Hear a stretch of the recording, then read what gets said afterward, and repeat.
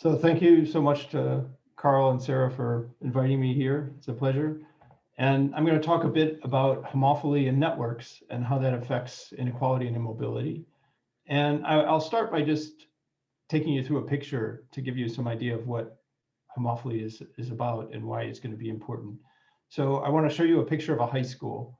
And I'm going to show you friendships in a high school among 255 students. And first, what I'm going to do is show you this picture, which is not a real high school, but a fictional high school.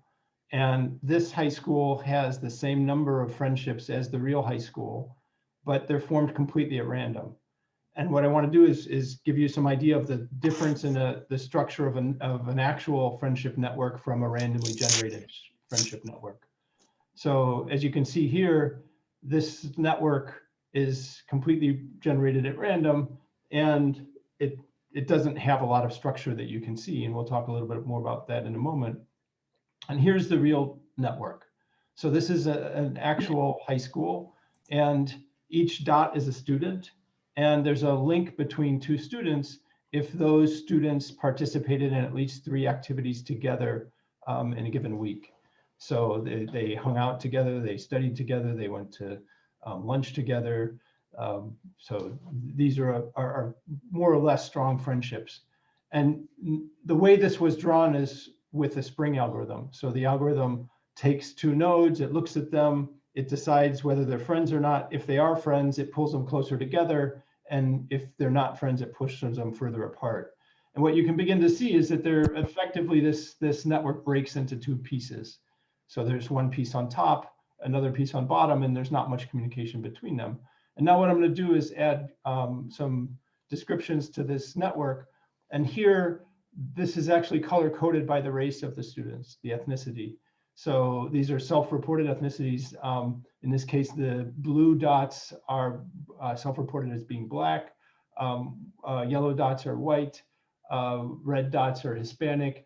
Pink dots are at least 2 races, and then there's a couple of missing data points. But what you see is that this high school, even though it's well integrated in terms of its overall demographic characteristics, it splits really strongly in terms of its friendships. And that means that effectively information and norms and things can be flowing in one part of the network and completely separate effectively from the other part of the network. And so what I want to talk about is the implications of this kind of social structure for inequality. And in particular, we'll go through and I'll start by just motivating inequality a little bit. And here we're going to be pulling together a theme of the relationship between inequality, immobility, and productivity. But I think those are all reasons that we care about inequality. And usually when we think about inequality, the most basic reasons that we come up with of why we should think about this are fairness reasons and basic reasons of social insurance. And this goes back to writings of the Greek philosophers, but has been studied quite extensively in the political and philosophical literatures. And effectively, if you read John Rawls, for instance, this has a big discussion on who we're born as and what opportunities we have and what kind of social insurance we might be offering for the fact that some people are put into disadvantaged situations relative to others. So that's one reason for caring about inequality. Another basic reason has to do with a closely related phenomenon of immobility, which is that generations of people can be locked into situations that are worse than for other individuals, and that leads inequality to be transmitted across generations. And the third we care about as economists is the fact that there's a lot of missed opportunities when people don't have access to the opportunities to fully take advantage of their talents, and those missed opportunities translate into lower productivity and lower growth for society. Okay, so the basic themes of what I want to talk about today is homophily is a fundamental input into understanding inequality. And moreover, it helps us understand why inequality is closely related to immobility and productivity. So all 3 of these things are closely intertwined. And then I want to talk a little bit about policies to overcome this. So how can we overcome the effects of the network? And one is to give people opportunities that they don't necessarily get through their network. and the other is to actually change the structure of the network and to give them more exposure, so that can help overcome some of these situations. So basically, we'll look at how these three are related, and then talk a bit about policies. So I'll start with just some background on inequality, immobility, and homophily, and then I'm going to briefly sort of give you an overview of a simple model of job referrals and how that leads to inequality, immobility, and productivity. And that'll help us understand some policies and how policies work differently in a network setting. And then I want to close with some thoughts on technology and change. And I'm going to keep this talk at a pretty high level, but if there's anything you want me to drill into a little deeper, just let me know, and we can spend more time talking about some of the details. So first of all, in terms of inequality, there's lots of different reasons for it. And I'll start with some discussion of just briefly some of the economic drivers. So Karl Marx was talking about capital. Piketty picked up on that more recently, talking about the returns to capital being greater than growth rate in the economy and leading to accumulation of wealth. There's a whole sets of research on this question, but there can be different rents to different parts of the society. And that's also related to imperfect competition in society. So when we see large monopolies growing, especially the way that they're growing now with large social media platforms becoming enormous in terms of the wealth that they're generating for a fairly small set of people, we see economies of scope and scale, and those can lead to accumulation of wealth. We also see market frictions, that can lead to poverty traps. So people's inability to borrow for education, other kinds of impediments that they have to accumulating human capital.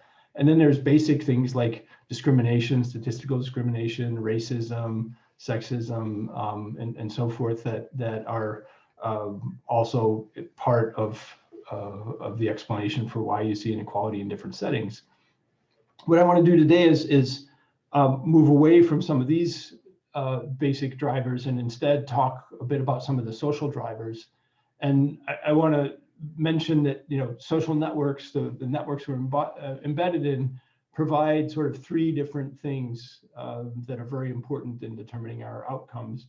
One is information and role models. So what do we know about what it takes to succeed in the world, what opportunities we have.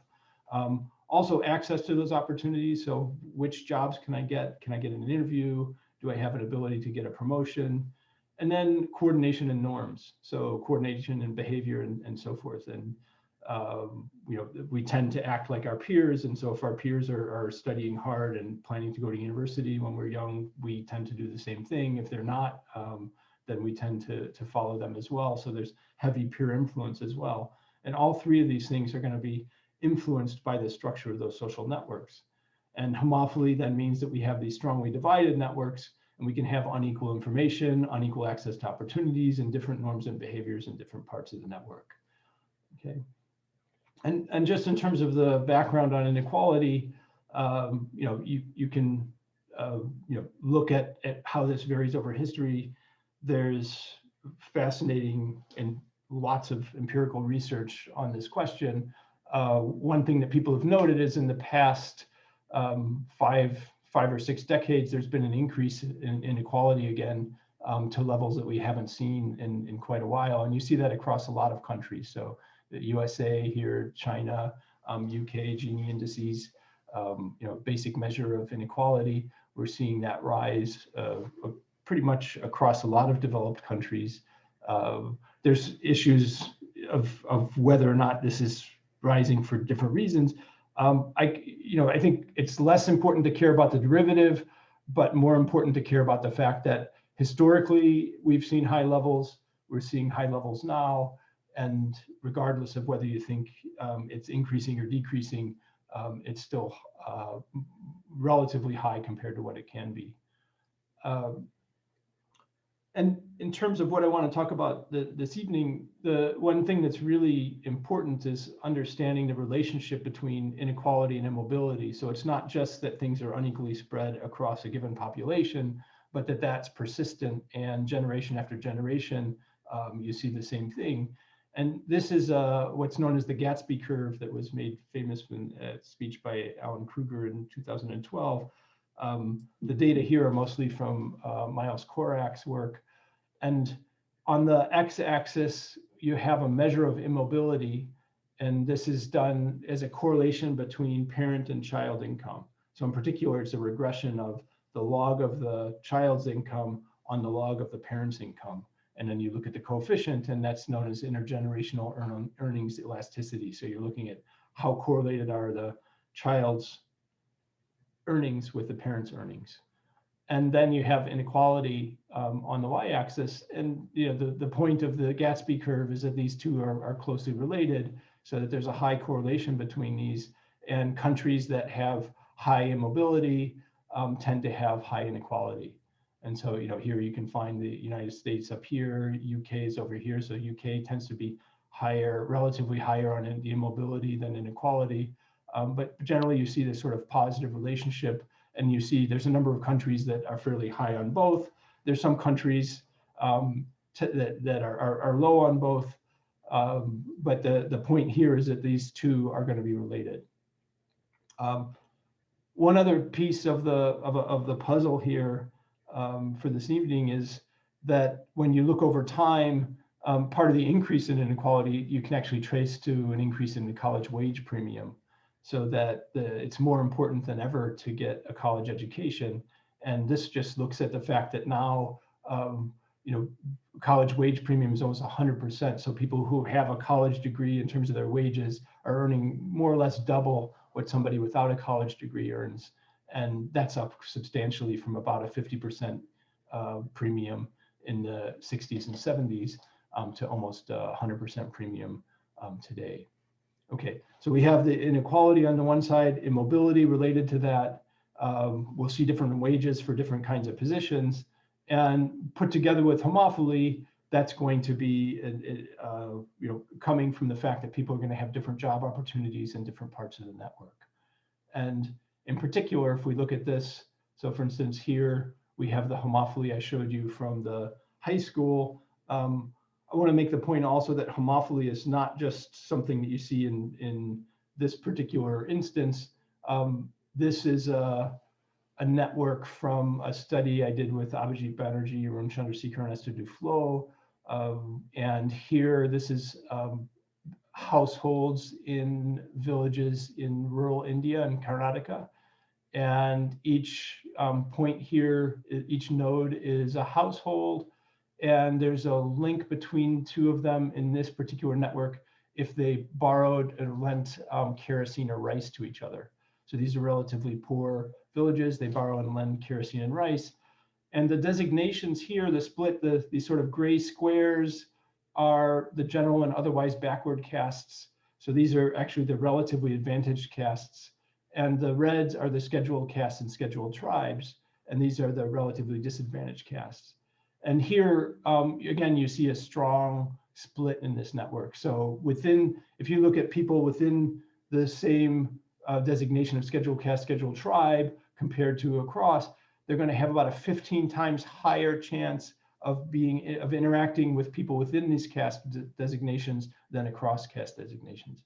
And actually, you can see also in this particular network, there's a pretty strong split even within the scheduled caste and scheduled tribes, where there's a group sort of on the left side that only has one link to anybody on the group on the right side.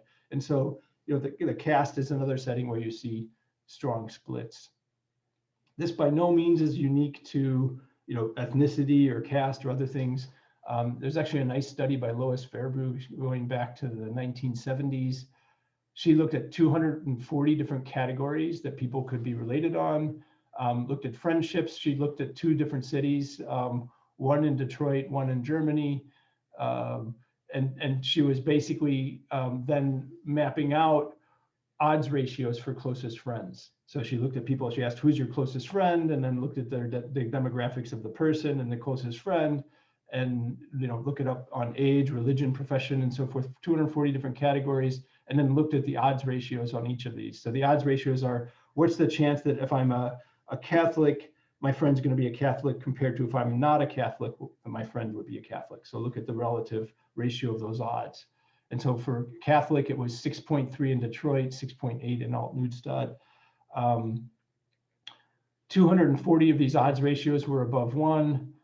225 of the 240, so basically all of them were in the homophily range, so that you were more likely to be related if you were in the same category than across.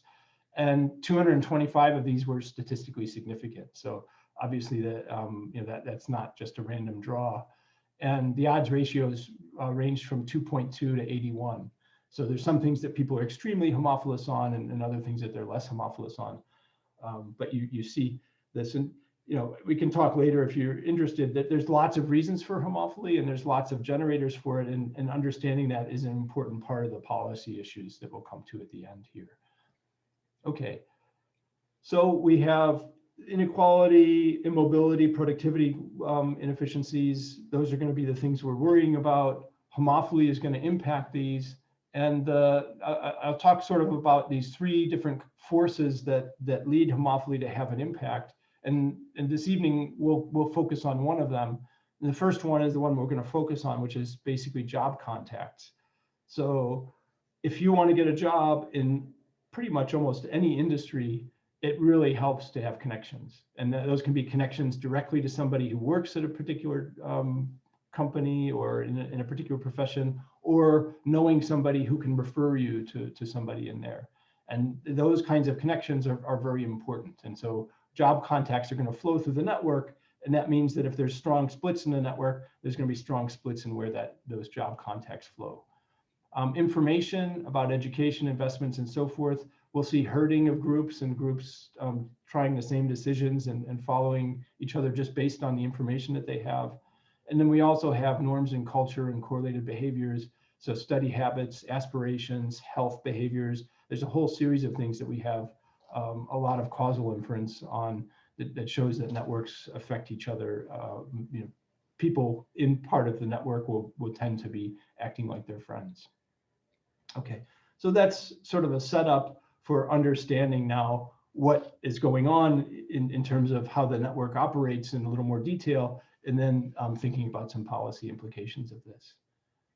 So in terms of an outline, I'm going to spend a little time just taking you, briefly give you a high-level overview of a model of job referrals, and then how this impacts things, and then we'll talk a little bit about affirmative action and some multiplier effects, and then close with some technology and change discussion. So one important piece of background here is the extent to which referrals matter. And this is often associated with the sociologist Mark Granovetter. There's studies that go back to the 1950s on this. Actually, George Shultz, the former American Secretary of State, was an economist who studied job referrals in detail.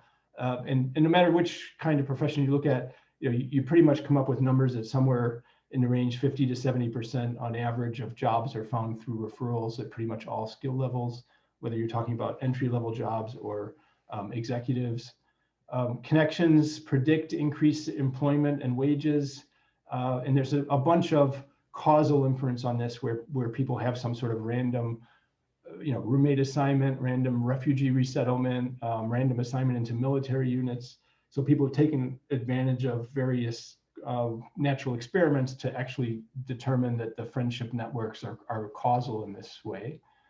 And I think an important thing to emphasize here is that there's a reason that networks are used in terms of getting people connected from through their friends into jobs.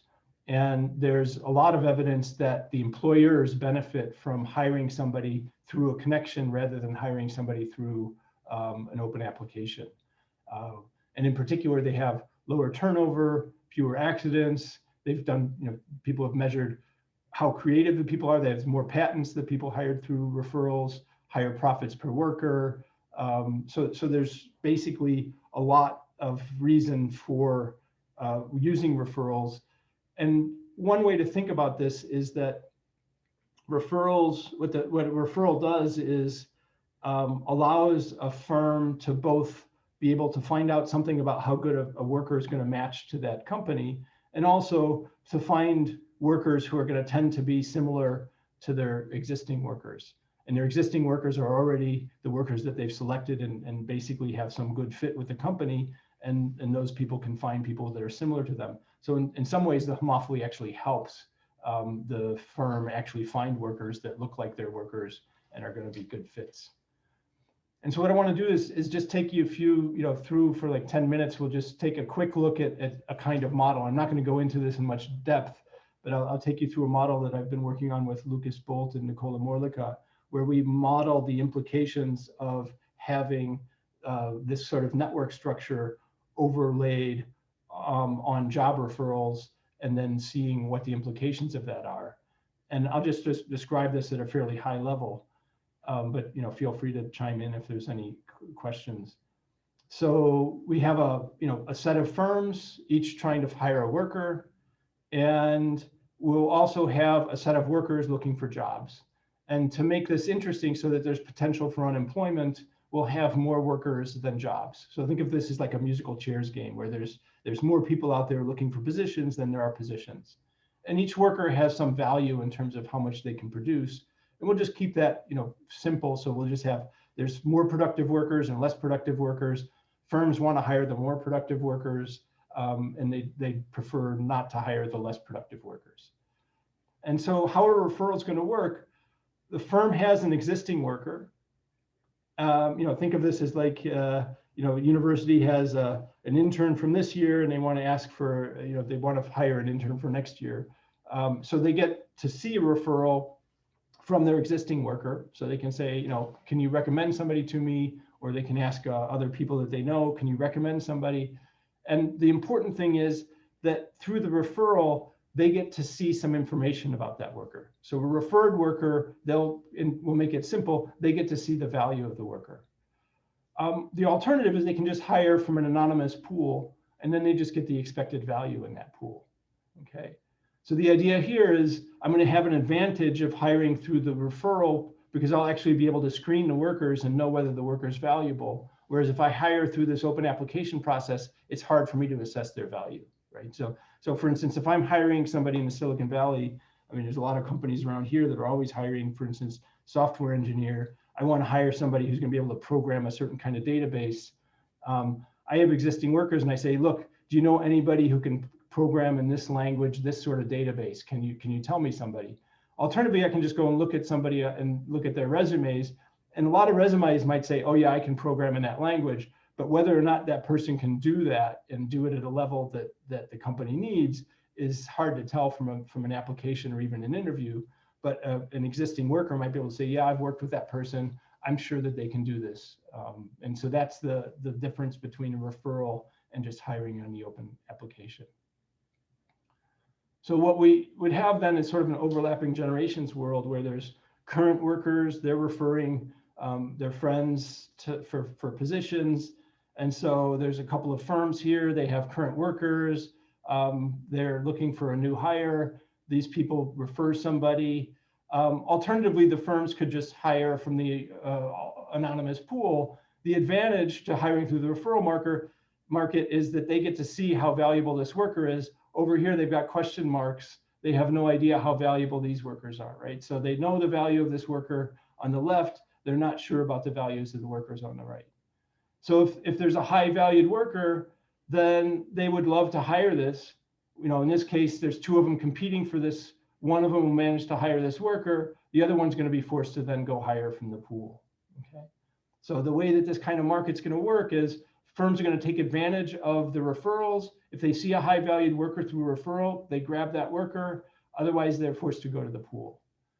And on the flip side, if there's a low valued worker, so if the only worker they can find through the referrals doesn't look like it's a good match, then they'll go to the pool. And actually this produces an interesting sort of, the reason you need theory here and actually to solve this as a game and use a little bit of game theory is the fact that this causes a lemons problem. So the fact that the pool is going to consist of people who basically have no friends and no connections, as well as people who are passed over through the referrals. So it might be that I'm looking for an engineer. I have asked my referrals. They say, my current workers, they say, don't hire this person. I don't hire them. That person's going to end up in the pool looking for work that way. And so there's people who have no connections as well as people who got rejected through the referral market. Okay, so that gives even more of an advantage to hiring. So that means that if I do see a high valued worker, I'm even more willing to take them through the referral market, because the pool not only has the sort of an average draw from the population, but also has the rejected workers. So that makes it even more attractive to hire through referrals, which so it has a feedback effect that strengthens the referral factor in terms of inequality. Okay, so how does this play into inequality? Well, let's imagine now we have two groups. So you have, say, blue workers and green workers. This could be by gender, by ethnicity, by religion, geography. There could be a whole series of different things that are different about these workers. And what, in an even playing field, there would be sort of random referrals throughout the population. Some blues would have referrals, some greens would have referrals, some blues would be employed, some greens would be employed, and everything would be sort of equally spread throughout the population. And what happens is, if one group has, for whatever reason, higher historical employment, then the network is going to reinforce that over time. So the fact that the blues have a high employment rate historically means that more blues are going to be getting referrals if there's homophily in the network than greens, right? So blues get more referrals than greens, and that means that blues now are not only going to have higher employment in the current period, but they're also going to get higher employment in the next period. And this leads us to the to the part of the tie between inequality and immobility, because now we're seeing inequality not just within the generation, but within the next generation as well. So this is going to play to the next generation. So that's one possibility, is you just start out with higher employment, you're going to get higher employment in the future. Another thing that's sort of interesting is, another way this can happen is that it could be that blues tend to refer blues, but also greens tend to refer blues. And so that's another thing that could bias things towards blues. And there's some evidence, for instance, that when you look at referrals by gender, there is a bias where males will tend to refer males. Females will also be more likely to refer males relatively. And so what you end up with is a bias towards males getting more referrals. So for instance, there's lots of different ways you could see this concentration in referrals among certain groups. Some people might have more friends. Males might be better connected. So there's evidence for this in a bunch of different studies. Men might disproportionately be more likely to refer men. There's evidence of that. And then you could have just higher employment history plus the homophily. So there's lots of different factors that could concentrate these referrals among a subgroup. That's going to tend to lead to inequality. Okay. And then there's a bunch of things you can prove in this kind of model, and then you can study some of the dynamics. I'll just mention a couple of things. So a basic kind of thing that you can get is, if you start with blues being relatively more employed than greens in their population, so the employment rate of blues compared to the employment rate of greens is relatively bigger than the number of blues around compared to the number of greens, then you're going to see next generation employment of blues is going to be higher than greens. The wages of the blues, I didn't talk about exactly how wages are set in this model, but in this model, firms are going to make take it or leave it offers to the workers. If they're in competition for workers, they're going to bid up the wages. And so wages here, first order stochastically dominate for the blues compared to the greens. You'll see a first order stochastic domination relationship. So blues will have systematically higher wages, higher employment. Another interesting thing is that more of the blues were hired through referrals. So what this means is the actual employed blues are going to have a higher expected value than the employed greens. Whereas the greens in the pool, so when you actually look at this pool of applications, the greens are getting fewer referrals. They're getting fewer lemons as well in the pool. And so the greens in the pool actually look better than the blues in the pool. So there's some interesting dynamics here. But I think one important thing to emphasize is you've got the inequality. Blues are getting more jobs, higher wages. You've got the immobility. So this is translating from one generation to the next. And then you get productivity. the way that productivity comes through this is as we get more and more referrals just going to blues, fewer people out of the whole population are actually being hired through the referral process. And the referral process is actually economically enhancing in this world because it does sort people, right? So if I'm a firm, I'm getting a better match if I get somebody through a referral. It's just that those referrals are all going to the blues. We'd like them to be as spread out as possible instead of having some blues get multiple referrals. And what happens is instead of being able to search through the whole population more efficiently, we're just being able to search through the blues. And so that means that the fewer workers are vetted, and that leads to lower productivity. And so all three of these things, inequality, immobility, and productivity, are all intertwined. So we should really care about referrals, not only for fairness and outcomes in terms of inequality, but also for future generations in terms of opportunities, and also for efficiency in terms of productivity.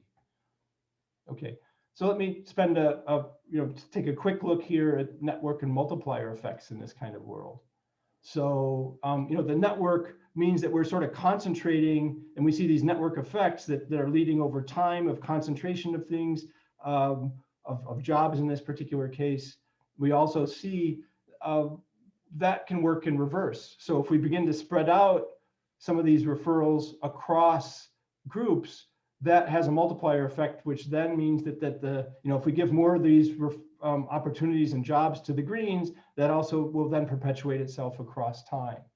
So, if we increase current green employment, that's going to help things. And there's lots of ways to do this. You could subsidize green hires, set quotas, tax hiring blues. You could require companies to interview greens. And you can analyze what happens. And if you just sort of look at, let's take a setting, this is just from one particular example, but take a setting where we've got higher blue employment to start with, and now let's bump up the current employment of greens. So we'll actually do some affirmative action where we'll put some greens into those spots. And the important thing to happen, what's going to happen, is this is just a one-time policy. So think of, today what I'm going to do is put some greens in, and then I'm going to follow what happens to this population over time. And the point is that it not only increases the massive employment today, but it also increases the mass of greens that are going to be employed tomorrow compared to what would have happened without affirmative action. So the fact that those people can now refer their friends means that more greens get hired in the next period. And so you get an increase over time compared to what would have happened without affirmative action. And that increase is long lasting, even with a very short-term program. So the short-term program can have long-term impacts. And then you see also that the difference between wages between greens and blues. Without affirmative action, it starts out high.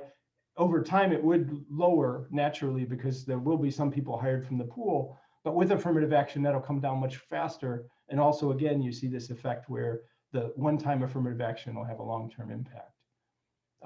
In terms of productivity, there's sort of an interesting aspect of this, and I think that here there's effectively a trade-off. So in the current period, putting greens into the positions means that there is some crowding out of the current referrals, and so you lose productivity in the current period, but then you gain productivity in the following periods.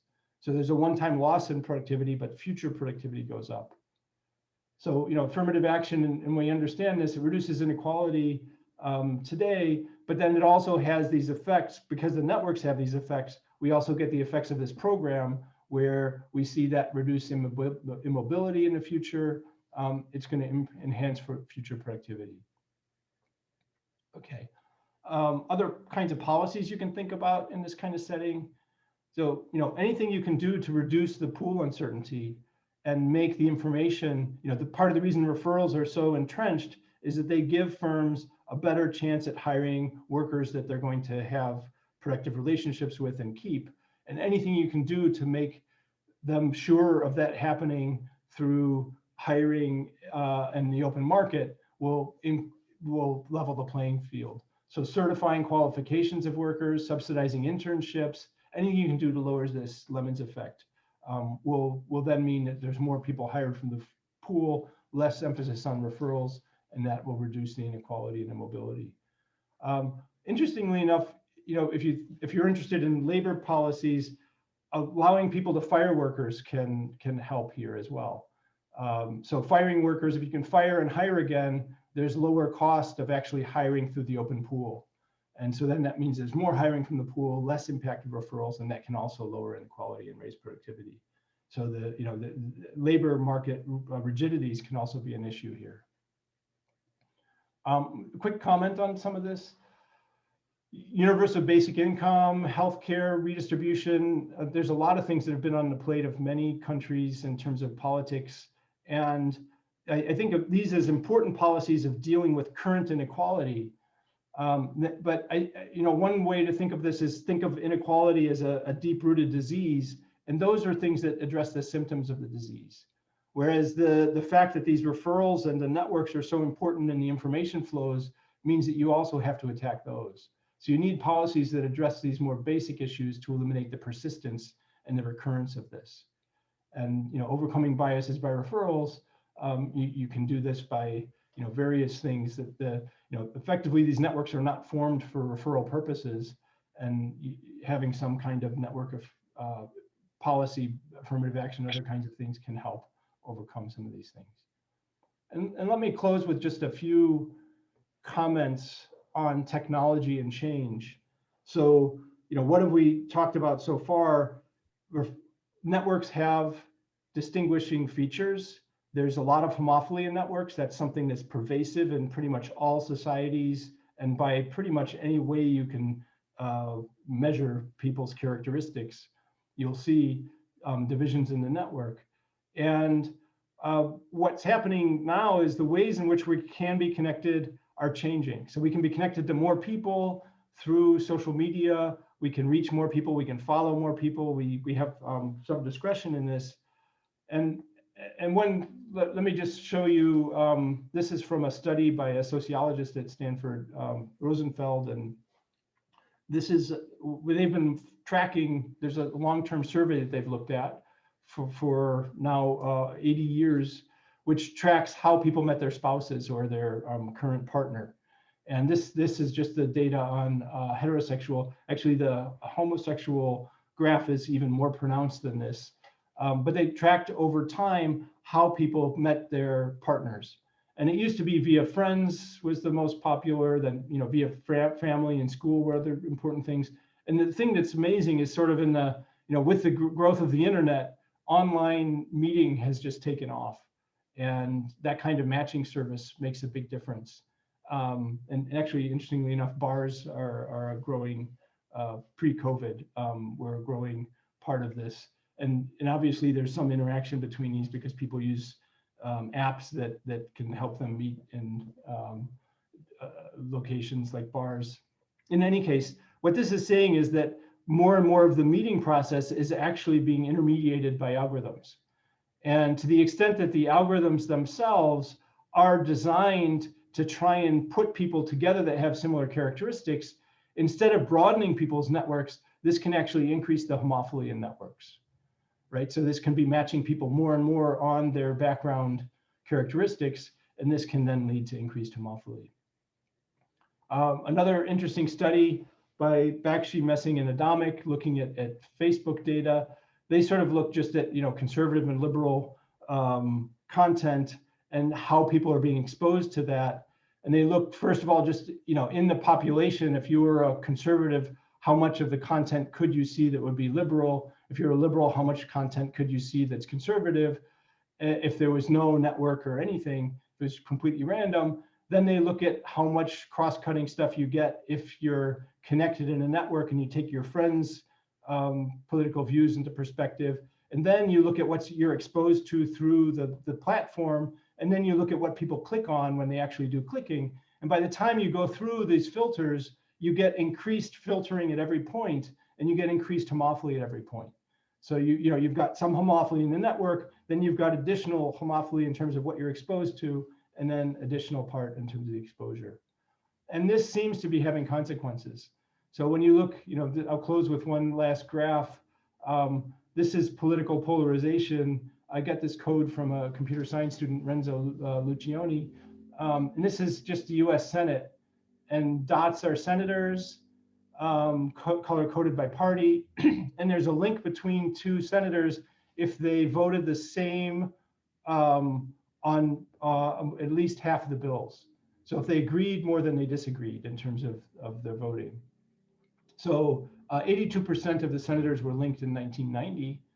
And again, this is drawn by a Spring algorithm. So it tries to move the senators together that are linked to each other and move them apart if they're not linked to each other. And this is the Senate co-voting in 2015. This was actually before the Trump election, original 2016 election. There was already a lot of split, and you can find Sanders here, McConnell. So if you're looking at, you see this kind of split, and I think you're seeing similar splits and rise of populism in a lot of countries around the world. And I think part of this is, all kind of related. There's interesting features that are changing our networks. Those networks have consequences, and understanding the networks is important for understanding both polarization and inequality and more general trends that we're seeing. So I think that's a good place to stop and open the discussion.